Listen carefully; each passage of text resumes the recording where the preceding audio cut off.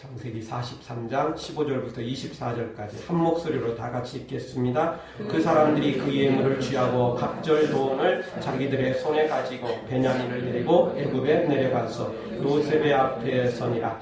요셉이 베냐민이 그들과 함께 있음을 보고 그 청지에게 이르되 이 사람들을 집으로 인도해 드리고 짐승을 잡고 준비하라. 이 사람들이 오정에 나와 함께 먹을 것이니라.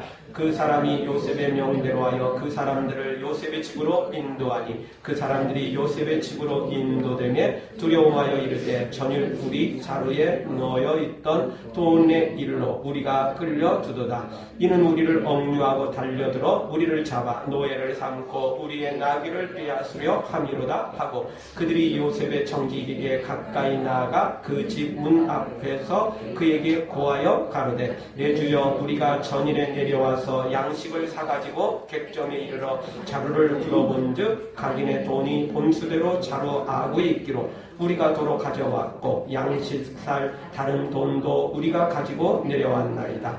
우리의 돈을 우리 자루에 넣은 자는 누구인지 우리가 알지 못하나이다. 그가 이르되 너희는 안심하라 두려워 말라. 너희 하나님 너희 아버지의 하나님이 재물을 너희 자루에 넣어 너희에게 주신 것입니다. 너희 돈은 내가 이미 받았느니라 하고 시몬을 그들에게로 이끌어내고 그들을 요셉의 집으로 인도하고 물을 주어 발을 씻게 하며 그 나귀에게 먹이를 주더라. 아멘. 비식조라기도 하고 만만이라고 하는 전설상의 새가 있습니다. 이 새는 날개가 하나씩밖에 없기 때문에 혼자서는 날지 못합니다. 순놈의 오른편에 갈고리 같은 게 있고 암놈의 왼편에 또 고리 같은 게 있어서 이 암수가 한 쌍이 되어 하나가 될 때 하늘을 나를 수 있다는 겁니다. 비록 전설상에서나 나오는 새이지만 이 새를 이렇게 사람들이 만들어낸 것은 큰 의미가 있습니다. 아무리 능력 있고 아무리 위대하고 아무리 대단한 사람이라 할지라도 혼자서는 살 수 없다는 겁니다. 혼자서는 무슨 일을 하기가 어렵다는 것입니다. 그래서 누군가가 필요하다는 겁니다. 좀 부족해도 약해 보인 것 같아도 그래도 누군가 옆에 같이 있어야 됩니다. 사람은 누군가의 도움이 없이는 혼자 살 수 없습니다. 실제 우리는 다른 짐승들은 태어나면서부터 그냥 벌떡벌떡 걷고 뛰고 이러는 짐승들이 많습니다. 그렇죠? 그런데 우리 사람은 이게 1살, 2살, 3살, 4살 이게 혼자는 못 살아요. 엄마가 있어야 됩니다. 아빠가 있어야 돼요. 친척이 있어야 돼요. 최소한 누군가 도와주는 사람 있어야만 살 수 있습니다. 혼자는 살 수 없어요. 절대 살 수 없습니다. 그게 우리 사람입니다. 사람은 혼자 살 수 없는 사회적인 존재입니다. 따라서 아름다운 만남이야말로 우리의 삶을 더욱 풍성하게 만드는 요인이 되는 것입니다. 사실 내가 가지고 있는 모든 좋은 조건이 많이 있어도요, 우리 주변에 모여있는 사람들이 다 그걸 노리는 도둑놈들이고 나를 죽이는 원수들만 모여있으면 불행해지는 거죠. 따라서 우리 풍성한 만남을 가질 때 우리의 삶이 더 풍성해질 수 있는 것입니다. 이 7소리 마을이라는 이야기가 있습니다. 옛날 소리나라에 가장 시끄러운 마을이 있었습니다. 7소리 마을은 서로 다른 소리를 내는 7 어른들로 인해서 항상 시끄러웠기 때문에 그 마을에는 평화가 없습니다. 7소리 어른들은 다음과 같았습니다. 언제나 자기 주장만 내세우는 도도, 교만한 도도가 있었습니다. 남들을 늘 비방하고 부정적인 평가를 일삼는 레레도 있었습니다. 아주 미미한 일에도 쉽게 토라지고 삐지기를 잘하는 밈이 걸핏하면 화를 내고 분위기를 험악하게 만드는 파파도 있었습니다. 항상 무뚝뚝하고 쌀쌀맞게 그지없는 썰썰도 있었습니다. 남의 기분은 아랑곳 없이 자기 기분만 좋으면 룰루랄라 하는 랄라도 있었습니다. 시시콜콜 시비 걸고 그것들을 좋아하는 시시도 있었습니다. 시도 때도 없이 이렇게 다 자기 주장만 내세우니까 이 7 마을 소리는 온통 싸움 투성이었습니다. 마을 어른들이 이렇게 시시콜콜 모든 일에 서로 싸우고 갈등하자 어린아이들이 모였습니다. 마을을 위한 작은 기도회를 열었습니다. 기도하다가 어린 도도가 울면서 기도를 했답니다. 도도가 우는 소리를 듣고 그 모습을 보고 미미도 따라 울었습니다. 미미하고 또 울었습니다. 그러자 쏠쏠도 가만히 있을 수 없어 의왕하고 쏠쏠하고 울어버렸답니다. 그러자 이 세상에서 한 번도 들어본 적이 없는 도미솔 그 아름다운 화음이 어우러져서 완전히 새로운 음을 만들어냈었습니다. 그전에는 서로 다른 음이라고 싸웠고 서로 갈등했고 분열했는데 도미솔이 만나다 보니까 너무너무 아름다운 화음이 만들어졌습니다. 서로 음은 다른데 너무너무 잘 어울리는 것이었습니다. 그래서 아이들은 노래를 부르며 거리로 나왔고 7살이 이 어른들은 이 아이들의 노랫소리에 깜짝 놀랐습니다. 다 다른 음으로 서로 다르다고 생각했고 그래서 싸웠는데 너무너무 아름다운 화음이 만들어지더라는 것입니다. 도미솔이 지나가고 나면 레파라가 나와서 또 이어서 노래를 부르고 계속해서 그 음들이 어우러지자 너무너무 아름다운 음악 소리가 만들어졌기 때문에 그렇습니다. 이처럼 아름다운 노래는 아름다운 만남에서 시작되는 것입니다. 도미솔이 만나야 아름다운 화음이 나오게 돼 있어요. 거기에 다른 음이 만나면 불협화음이 나옵니다. 레가 시작한다면 그 다음에 따라 나올 이름들은 레파라입니다. 파와 라가 같이 나와야 돼요. 그렇게 돼야 돼요. 솔이 나오면 그 다음에 나올 사람은 시, 레 그렇게 나와야 되는 겁니다. 그게 이제 화음이 그렇게 해서 음악의 화음이 만들어지는 겁니다. 아무렇게나 막 쓰는 게 아니에요. 아무렇게나 막 뽕나물 때까지 그리는 게 아닌 겁니다. 이 화음이 안 맞으면 어떤 노래도 될 수가 없는 것입니다. 좋은 만남을 가질 때 좋은 노래가 나오고 좋은 만남을 가질 때 우리의 삶도 더 풍성한 삶이 되는 것입니다.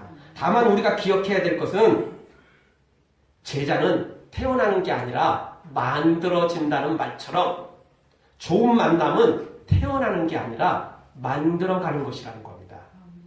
그래서 많은 사람들이 왜 나는 이렇게 왼수 같은 만남만 갖고 있느냐라고 불평하고 원망하는 사람들이 있습니다. 그러나 아름다운 만남은 태어나는 게 아니에요. 그냥 자동으로 되는 게 아니라는 겁니다. 어떻게 하는 겁니까? 만들어가는 겁니다. 만들어가는 거예요. 사랑하는 성도 여러분, 요셉과 형들처럼 이 두 관계도 형제였지만 왼수 같은 관계였어요. 좋은 관계 아니었어요. 태어나는 순간부터 서로 갈등이 있었어요. 그리고 자라면서는 그 갈등은 더 증폭되었고 결국은 폭발하고 말았습니다. 그래서 형들은 요셉을 노예로 팔아버렸고 동생 요셉도 형들을 인정할 수 없었죠. 자기를 노예로 팔아버린 사람인데 어떻게 그 형들로 대접할 수 있겠습니까? 그러나 그동안 놀라운 주님의 은혜가 있었고 그리고 오늘 성경을 통해서 드디어 이 왼수 같은 만남이 이 왼수 같은 인간관계가 다시 아름다운 만남으로 이제 마지막 결론을 향하여 도달해 가는 그런 과정이 오늘 성경에 소개되고 있습니다. 사랑하는 성도는 우리의 삶 속에서도 혹시 요셉의 형들처럼 왼수 같은 만남들이 있다 할지라도 그 만남을 우리가 아름다운 만남으로 거룩한 만남으로 은혜의 만남으로 바꿔가는 은혜가 있기를 그런 기적이 우리 가운데 펼쳐지기를 주의 이름으로 축원합니다.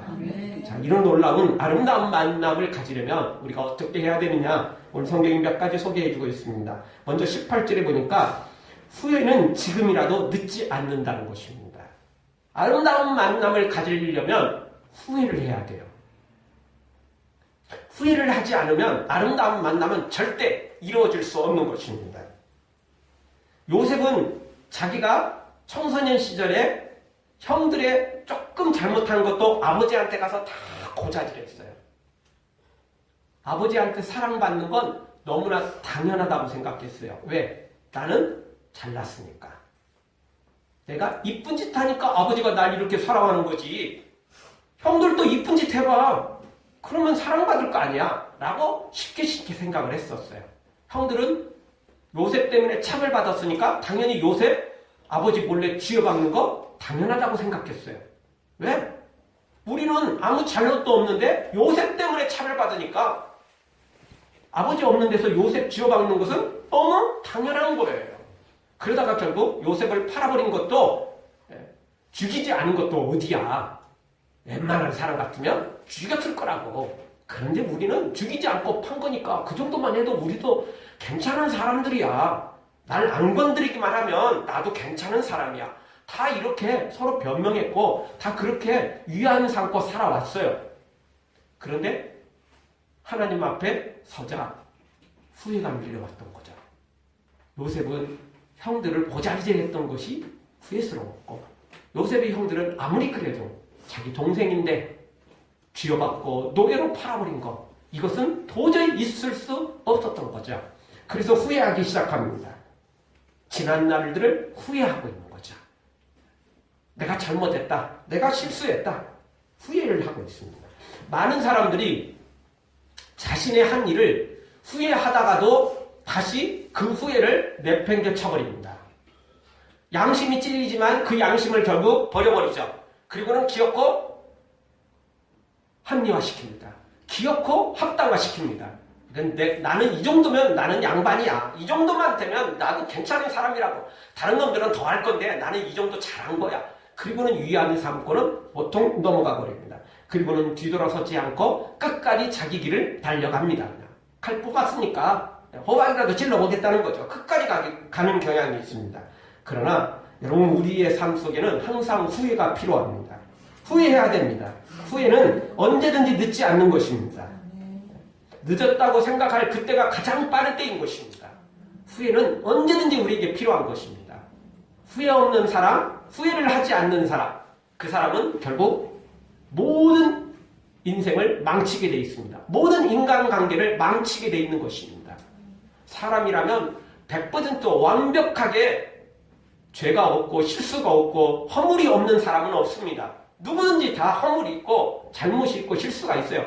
누가 더 크게 잘못했느냐, 누가 좀 적게 잘못했느냐는 그 차이일 뿐이지, 나는 하나도 잘못 없고 다른 사람만 다 잘못했다, 그런 것은 있을 수가 없어요. 당연히 후회를 해야 돼요. 물론 더 나쁜 사람이, 더 잘못한 사람이 더 큰 후회를 해야 되는 건 사실이지만, 그럼에도 불구하고 누구든지 다 후회를 해야 된다는 것입니다. 여러분, 생선을 훔쳐먹은 개가 주인에게 미안한 마음을 가지면서 무릎 꿇고 와가지고 주인님 잘못했어요, 제가 회개합니다, 그러면서 눈물 철철 흘리면서 회개하는 개가 있을까요? 새우를 잡아먹은 고래가 눈물로 회개할 수 있을까요? 불가능한 일입니다. 어떤 동물도, 어떤 짐승도, 어떤 식물도 회개하는 법은 없습니다. 후회하는 법은 없습니다. 비록 주인한테 한 대 쥐어 터져가지고 주인의 눈치를 보며 실수를 피할지는 모르지만, 또 그 일이 몇 번 반복되면 이 일을 할 때마다 주인이 나를 노려보던데, 또 발로 한번 뻥 차던데 오늘도 또 걸릴 거야, 혹시 그런 생각은 하고서 주인의 눈치를 슬슬 피하면서 도망갈지는 모르지만, 그런 개가, 그런 고양이가 무릎 꿇고 눈물을 흘리며 회개했다는 이야기는 못 들어봤을 것입니다. 왜? 그런 짐승들에겐 후회가 없어요.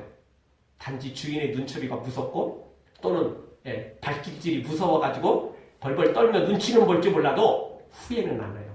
회개는 있을 수 없어요. 왜냐하면 동물들에겐, 짐승들에겐 양심이 없거든요. 그들에게는 그것이 없습니다. 하나님의 형상으로 만들어지지 않았기 때문에 하나님의 성품이 그 마음에 없어요. 영원히 없습니다. 그래서 그걸 할 수가 없어요. 그런데 우리 사람들에겐 하나님의 형상이 담겨져 있습니다. 하나님의 성품이 우리 마음에, 우리 영혼에 심겨져 있습니다. 그래서 후회라는 걸 하는 거예요. 그래서 후회를 넘어서서 회개까지 나아가는 거죠. 아, 내가 잘못했구나, 이걸 알게 되는 거예요. 하나님이 이 마음을 우리에게 심어 주신 거죠. 따라서 우리가 이것을 버려버리는 사람은 짐승과 똑같아지는 겁니다. 아니, 짐승만도 못한 것입니다. 왜? 짐승은 나쁜 짓을 하려고도 한계가 있지만, 사람은 나쁜 짓을 무한대로 할 수가 있어요. 그러니까 짐승만도 못한 존재가 되어버리는 것입니다. 그러면 사람이 짐승보다, 동물보다 더 뛰어나려면 뭐 해야 됩니까? 양심이 살아있어야 돼요. 그 이야기는 후회를 해야 된다는 거예요. 후회를 하고 잘못했다고 사과를 하고 좋은 관계를 만들어 가려는 의지가 있어야 된다는 거죠. 그것이 없다면 우리는 결국 양심이 마비되어 버리고 양심이 죽어가 버리고 그래서 결국 짐승만도 못한 그런 맹수가 되어 복수를 하겠다는 일념만 가지고 살아가다가 나도 망치고 상대방도 망치는 다 서로 멸망해 가는 길을 갈 수밖에 없다는 것입니다. 따라서 오늘 우리는 우리의 양심을 깨워야 됩니다. 우리의 양심을 일으켜서 하나님의 음성에 들을 줄 알아야 되고 하나님의 말씀에 엎드릴 줄 알아야 되는 것입니다. 양심의 소리에 고통을 느끼고 때로는 변명도 하고 때로는 눈물도 흘려보고 때로는 고통스러워 보기도 해야 된다는 것입니다. 그래야 살 길이 열리기 때문에 그렇습니다. 요셉의 형들도 마찬가지입니다. 그래서 일단 후회를 하고 있습니다. 오늘 성경 18절 보십시오. 자, 요셉의 집으로 총리 집으로 인도함을 받은 요셉의 형들이 다시 두려워합니다. 18절 그 사람들이 요셉의 집으로 인도되며 두려워하여 이르되 전일 우리 자루에 넣여 있던 돈의 일로 우리가 끌려가는도다. 이러면서 후회를 하고 있어요. 또 후회하고 있어요. 후회하고 있어요. 뭐 우리 잘못한 것도 없는데 뭐 그러면서 뭐 목에 힘주고 이런 게 아니에요. 자신들이 잘못했다라는 거. 20년 전에부터 또 저번 일에는 우리가 잘못한 게 없지만 그 20년 전 일 때문에 이렇게 다 우리가 오해받고 이런 거다. 왜? 요셉이 팔릴 때 아무 잘못이 없었지만 억울하게 팔린 것처럼 우리도 20년 전의 잘못으로 지금 이 일이 이렇게 됐다라는 걸 후회하고 있다는 것입니다. 사랑하는 성도 여러분, 요셉의 형들처럼 후회하고 새로운 출발을 하는 은혜가 우리 모두에게도 있기를 주의 이름으로 축원합니다. 두 번째, 아름다운 만남을 가지려면 어떻게 해야 됩니까? 진실과 고백만이 문제를 해결하게 된다는 것입니다. 진실함이 있어야 돼요. 그리고 그걸 고백할 줄 알아야 되는 것입니다. 후회를 했다면 한 걸음 더 나아가야 됩니다. 생각만 하고 있어서는 안 되고 후회만 해가지고는 안 되고 후회만 하고 있는 사람이야말로 가장 어리석은 사람 중에 한 사람입니다. 후회만 해서는 안 되고 후회를 했다면 새로운 삶으로 나아가야죠. 여러분 가룟유다가 예수님을 팔고 후회를 했습니까? 안 했습니까? 후회했습니다. 양심이 찔렸어요. 가룟유다가 그렇게 나쁜 놈이 아니에요. 가룟유다는 아주 나쁜 놈이다 생각하시면 안 돼요. 양심이 살아있었어요. 양심에 찔렸다니까요. 스승을 팔아버린 거, 예수님을 팔아버린 거, 양심에 찔렸어요. 그래서 결국 어떻게 합니까? 극단적인 선택을 하고 말죠. 다만 가룟유다는 회개까지 안 나갔어요. 회개를 해야 되는데 회개까지 나가지 않았어요. 그냥 후회만 하는 거예요. 그리고 양심이 찔리니까 그걸 괴로워하다가 극단적인 선택을 해서 비참한 인생으로 끝내고 말았습니다. 여러분 후회를 했다면 이제 진실해야 됩니다. 고백해야 됩니다. 그리고 회개로 나아가야 된다는 겁니다. 자꾸 변명하고 핑계대고 덮으려고 하면 문제는 해결되기는커녕 도리어 더 복잡해지는 것입니다. 부끄러워도 창피해도 이제부터는 진실하게 고백해야만 되는 것입니다. 요셉의 형들도 후회한 후에 진실과 고백으로 이 문제를 해결해 가고 있는 것입니다. 그래서 고백하고 있어요. 자신들의 잘못을 고백하고 있는 것입니다. 19절 이하에 보니까 청지기에 나아가서 모든 일을 고백하고 있어요. 증거 없으니까 뭐 청지기가 쫓아와갖고 왜 돈 훔쳐갔느냐 저번에 그런 게 없잖아요. 그리고 이번에도 뭐 그런 증거가 없잖아요. 지금처럼 뭐 카메라가 있어서 뭐 동영상으로 찍어놓은 것도 아니고 사진 찍어놓은 것도 아니고 증거 없잖아요. 그냥 발표만 하면 되는 거 아니에요? 그런데 다 고백하고 있어요. 전에 우리 집에 가다 보니까 돈이 다 들어있더라. 근데 이거 우리가 넣은 게 아니고 그래서 오늘 그걸 증명하기 위해서 예전에 그 자루에 있던 돈도 가져왔고 이번에 다시 양식을 살 돈도 다시 가져왔다. 그리고 그것도 혹시 또 오류가 또 착오가 있을까봐 우리가 선물로 다른 우리 지방에 있는 특산물도 가져왔다. 뭐 이러면서 다 고백하고 있어요. 그냥 묻지도 않았는데 자기들이 다 고백해요. 자기들이. 우리가 후회로 끝난다면 그 인생은 아무 소용없어요. 근데 수많은 사람들이 후회로 끝나버립니다. 후회해놓고는 더 이상 나아가질 않아요. 더 이상 나아가지 않죠. 뭐 때문이죠? 나보다는 네가 더 잘못했어. 네가 나한테 사과해야지. 네가 나한테 문제를 해결해야지. 안 그래도 억울한데 내가 먼저 고개 숙이라고? 내가 먼저 잘못했다고 말하라고? 그러니까 안 하는 거예요. 후회를 하지만 내가 더 잘못했어도 안 하는 사람들이 있는데 또 내가 덜 잘못했으면 당연히 또 안 하는 거죠. 자존심도 내세우고 뭐 기타 등등 그러다가 결국 안 하는 겁니다. 여러분 부부싸움 해보시면 항상 아시잖아요. 부부싸움 해놓고 화해하고 싶은 마음은 굴뚝 같지만 당장 얼굴 보면 또 한판하죠. 오는 말이 고와야 가는 말도 곱다. 이럴 때 쓰는 말이 그거죠. 그런데 사실은 가는 말이 고와야 오는 말도 고운 겁니다. 그리고 그거는 내가 먼저 할 필요도 있습니다. 상대방만 꼭 그럴 게 아니고 다 똑같은 입장이라고요. 그런데 다 상대방만 핑계대고 상대방한테만 다 뒤집어 씌우는 거죠. 여러분 후회를 했다면 그 다음에 우리가 진실한 마음으로 고백을 해야 되는 것이라는 겁니다. 그럴 때 문제가 해결되어지는 것입니다. 우리가 이 앞부분에서도 이미 살펴봤지만 베냐민을 데려오라고 했을 때 무슨 뭐 지금처럼 주민증이 있는 것도 아니고 그게 뭐 사진으로 딱 증명되는 것도 아니고 아무나 데려다가 얘가 베냐민이에요 데려다 놓고 그냥 베냐민이라고 소개해도 외국 총리가 어떻게 알겠어요. 꼼수 쓰면 돼요. 꼼수 쓰면 되잖아요. 아버지가 그렇게 싫어하는데 아버지가 그렇게 염려하는데 굳이 꼭 베냐민 데려올 필요 없잖아요. 아니 무슨 뭐 DNA 검사해가지고 네가 참 진짜 형제인지 다 뭐 검사하겠어요? 못하잖아요. 지금 같으면 하니까 못하겠지만 요셉의 형들은 충분히 그게 가능하잖아요. 그런데 안 해요. 그런 꼼수를 안 써요 이제. 진실하죠. 그리고 다 고백해요. 없는 일까지 물어보지 않은 것까지 다 고백해요. 문제를 해결하려면 진실해야 돼요. 그리고 고백해야죠. 그럴 때 문제가 해결되는 거예요.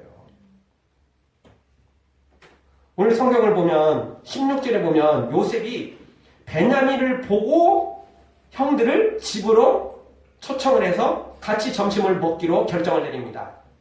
베냐민이 함께 있는 것을 보고 만약 베냐민이 안 왔으면 어떻게 했을까요? 요셉의 형들은 요셉을 제대로 볼 수 없는 거예요. 또 요셉이 이후에 한 번 더 기회를 주었을 수도 있지만 사실은 영원히 끝나버릴 수도 있는 거예요. 이제는 형들은 더 이상 기회 줘봤자 소용없다. 이런 것은 더 이상 해보면 이제는 돼지에게 진주 주는 격이다. 더 이상 안 된다. 이런 평가가 내릴 수도 있다고요. 그래서 베냐민을 요셉에게 제대로 데려와서 보여준 것은 형들이 유일하게 살 수 있는 길이었어요. 그리고 그게 진실과 고백이었던 거죠. 그래서 이 문제가 해결된 거예요. 또 오늘 또 꼼수 써가지고 다른 사람 적당히 데려다 놓고 얘가 베냐민입니다. 끝까지 우겼더라면 해결될 수 없는 것이죠. 당연히 하나님 앞에도 용서받을 수 없게 되는 것입니다. 결국 이 문제는 해결되는 게 아니라 악화될 수밖에 없는 것이죠. 그래서 오늘 요셉의 형들이 이렇게 진실했고 또 고백하자 이 문제가 이제 아름답게 열매 맺는 것을 보게 됩니다. 하나님의 사람들은 진실해야 됩니다. 하나님의 사람들은 거짓을 버리고 정직해야만 되는 것입니다. 고린도후서 11장 3절 뱀이 그 관계로 이와를 미혹해 한 것 같이 너희 마음이 그리스도를 행하는 진실함과 깨끗함에서 떠나 부패할까 두려워하노라. 진실함에서 벗어나면 부패하게 된다는 겁니다. 결국 망하게 된다는 것입니다. 따라서 우리는 진실함과 깨끗함에서 벗어나면 안 된다는 거죠. 에베소 5장 9절에도 빛의 열매는 모든 착함과 의로움과 진실함에 있느니라. 착해야 돼요. 의로워야 되죠. 진실해야 돼요. 정직해야 되죠. 그게 빛의 열매인 것입니다. 이거 없으면 결국 우리는 하나님 앞에 사람 앞에 제대로 설 수 없는 것입니다. 죄인으로 낙인 찍히고 결국 그 죄도 회개하지 못할 뿐만 아니라 결국은 지옥으로 떨어질 수밖에 없는 것입니다. 사랑하는 성도 여러분, 항상 거짓을 버리고 절대적으로 진실함과 고백으로 아름다운 관계를, 아름다운 만남을 만들어가기를 주의 이름으로 축원합니다. 마지막 세 번째로 아름다운 만남을 가지려면 하나님을 중심으로 살아갈 때 아름다운 만남이 이루어진다는 것입니다. 사람이 아무리 후회하고 또 정직하고 서로 고백을 한다 할지라도 사람은 한계가 있습니다. 사람은 사람이라는 거죠. 사람은 죄인입니다. 여러분, 우리가 친구 관계도, 부부도, 다른 사람과 관계도 마찬가지죠. 한 번 화해했다고 영원히 싸우는 거 없고, 또 영원히 다 좋은 관계로 살아갑니까? 아니에요. 싸우고 화해하지만 또 싸우기도 해요. 그게 사람이에요. 내가 미안하다, 잘못했다, 앞으로 잘할게. 이렇게 서로 화해했다고 영원히 그냥 문제 없이 살아가는 거 아니라고요. 사람이에요. 또 문제 생기고, 또 갈등이 생기고, 또 싸울 수 있는 거예요. 그게 사람이에요. 오늘 죽고 못 사는 사이라도 내일 모레 또 어떻게 될지 모르는 게 사람 관계라는 것입니다. 예전에도 그랬고, 오늘도 그랬고, 앞으로도 그럴 수 있는 존재가, 가능성이 있는 존재가 우리 사람이라는 겁니다. 따라서 이 모든 관계 속에 하나님이 개입하셔야 돼요. 하나님의 은혜가 그곳에 역사가 있어야 돼요. 여러분, 기계가 돌아가려면 기계끼리 부딪히면 어떻게 되죠? 망가져요. 뭐가 필요하죠? 윤활유가 필요한 거예요. 기름이 필요한 거예요. 기름을 거기에 쳐놔야 기계와 기계가 맞부딪히며 삑삑 소리 나지 않고, 그냥 부드럽게 그걸 넘어갈 수 있는 거죠. 여러분, 차도요, 여러분 그냥 차에 대해서 잘 모르는 사람은 운전만 하면 되는 줄 알지만 그렇지 않아요. 이 엔진 오일을 바꾸는 거예요. 때 되면요, 시간이 되면요, 엔진 오일을 바꿔줘요. 그래야 엔진이 제대로 돌아가는 거예요. 엔진 오일을 안 바꾸면 그거 엔진 멈춰 섭니다. 바꿔줘야 돼요. 모든 것도 마찬가지예요. 이따금씩 오일을 집어넣어요. 자동차 열고 보면요, 곳곳에 오일 집어넣는 자리가 많아요. 곳곳에 오일을 집어넣어줘야 돼요. 그거 안 넣으면 망가진다고요. 우리의 삶 속에 아무리 착하고, 아무리 화해하고, 아무리 관계 회복했어도 하나님의 은혜가 없으면 다시 또 삐걱거려요. 다시 또 망가져요. 다시 또 트러블이 생겨요. 다시 또 갈등이 생긴다고요. 다시 싸우게 돼 있어요. 근데 하나님의 은혜가 개입되면 싸우는 게 줄어들고, 혹시 싸웠다 할지라도 하나님의 은혜가 개입되면 쉽게 그 문제를 해결할 수 있게 되는 것입니다. 아멘. 따라서 하나님의 은혜를 계속해서 주입시켜야 되고, 또 하나님의 은혜 속에 아예 풍덩 들어가 버려야만 되는 것입니다. 23절을 한번 다 같이 읽겠습니다. 23절 한 목소리로 다 같이 읽겠습니다. 그가 이르되 너희는 안심하라, 두려워 말라. 너희 하나님, 너희 아버지의 하나님이 재물을 너희 자루에 넣어 너희에게 주신 것입니다. 너희 돈은 내가 이미 받았느니라 하고 시몬을 그들에게로 이끌어내고. 이게 요셉의 청지기가 이야기를 해주고 있는 겁니다. 요셉의 청지기가 무슨 대단한 믿음이 있어서 어디서 배웠겠어요? 이걸 요셉에게 배웠겠죠. 요셉이 다 가르쳐 준 거겠죠. 요셉이 청지기에게 다 가르쳐 줬죠. 근데 뭐라고 말하냐면, 두려워하고 있는 요셉의 집으로 인도되니까 이거 큰일 났다. 우리가 노예로 팔리고 나귀는 다 빼앗기고 우리 완전히 이제 거들난 인생 된다. 우리 이제 망했다. 이렇게 이제 형들이 두려워할 때 뭐라고 말하냐면, 안심해라, 두려워 말라, 이렇게 말합니다. 우리가요, 좀 선한 일을 좀 하려다가도요, 덜컥 문제가 생기면 포기해버리고 싶은 유혹이 생겨요. 일이 잘 풀리면 좋은데 일이 조금 잘 안 풀린다고 생각하면 겁이 나가지고 다시 옛날 꼼수를 쓰고 싶은 생각이, 유혹이 들어요. 대충 이 진실함을 덮고 넘어가고 싶은 유혹이 생긴다. 이때 뭐라고 말하냐? 용기를 주죠. 안심해라, 두려워 말라. 너희 하나님이 너를 도우신다. 그러면서 또 하나 더 붙이죠. 너희 아버지의 하나님이 재물을 너희 자루에 넣어줬다. 이렇게 말합니다. 너희 하나님뿐만 아니라 사실 요셉의 형들의 하나님은 별 볼 일 없는 하나님이었어요. 하나님이 별 볼 일 없는 게 아니고 요셉의 형들의 믿음이 별 볼 일 없었다는 겁니다. 그렇지만 요셉의 형들하고는 달리 형들의 아버지 야곱은 대단한 믿음을 가지고 있었거든요. 그러니까 아버지의 하나님은 달라요 또. 그래서 요셉의 형들은 이제야 하나님 만났지만 자기 아버지 야곱은 옛날부터 만났거든. 그래서 이 형들의 하나님뿐만 아니라 아버지의 하나님까지 여기 같이 이야기를 거론을 하면서 요셉의 형들을 안심시키는 것을 보게 됩니다. 그러면서 29절에도 보면 식사 자리에 앉았을 때 요셉이 베냐민을 보면서 소자여 하나님이 내게 은혜 베푸시기를 원하노라 하면서 요셉도 또 하나님의 이름을 거기에 하나님의 은혜를 그곳에 개입시키죠. 그래서 이 모든 일에 하나님이 등장합니다. 하나님이 그 속에 개입되게 만듭니다. 하나님이 그 속에서 역사하도록 만들어가는 것입니다. 하나님이 역사하지 않으면, 하나님 중심으로 살지 않으면 문제가 해결돼도 나중에 또 그 문제는 악화되고 또 갈등으로 또 다른 문제로 결국 망가지게 될 것입니다. 그러나 하나님이 역사하면 이 문제는 해결될 수밖에 없는 것입니다.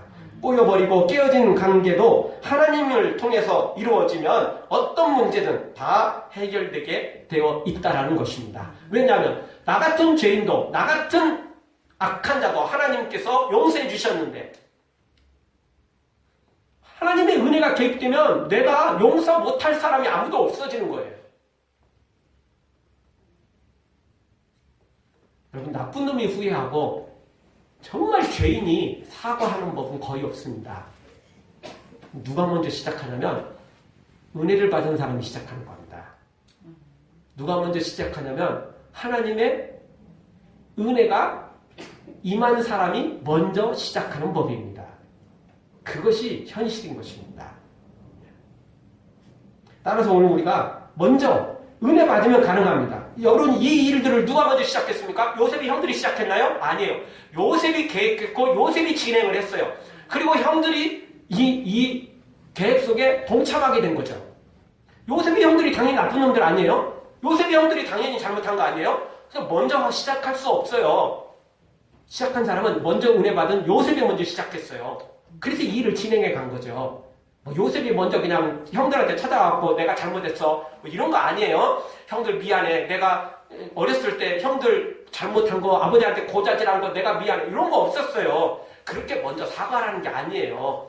뭐 하라는 거죠? 은혜를 받았으니까 그 영혼을 불쌍히 여기고 나는 그래도 은혜 받았잖아요. 나는 하나님 만났잖아요. 이 문제 해결 받았잖아요. 그런데 형들은 문제 해결받지도 못하고 저렇게 살다가 결국 지옥으로 떨어질 거 아니에요. 불쌍한 영혼들 아니에요. 그러니까 은혜 받은 요셉이 먼저 이 문제를 해결하는 거죠. 가서 사과하라는 게 아니에요. 무릎 꿇고 뭐 잘못했다 빌어라는 게 아니에요. 이 요셉이 이 일을 진행하는 건 하나님의 인도함 따라 진행해 가고 있잖아요. 먼저 시작하라는 거예요. 먼저 시작하라는 거죠. 그러면 이 문제가 해결되게 된다는 것입니다. 은혜 받은 우리가 해야 됩니다. 은혜 받은 우리가 해야지 누가 하겠습니까? 양심이 지금 마비되고 죽어가는 사람이 먼저 하겠습니까? 아니죠. 양심이 그래도 깨어있고 지금 일어난 우리가 먼저 해야 되는, 요셉이 먼저 했던 것처럼 말입니다. 오늘 우리도 이런 믿음으로 살아야만 된다는 것입니다. 그럴 때 하나님의 기적이 시작된다는 것입니다. 당신은 사랑받기 위해 그리고 그 사랑 전하기 위해 주께서 택하시고 이 땅에 심으셨네. 또한 나의 열매를 바라시며. 주님이 우리를 택하시고 먼저 사랑을 주셨다고요. 사람한테는 상처받았을지 모르지만 우리는 그거하고 비교할 수 없는 하나님의 사랑과 용서를 받았어요.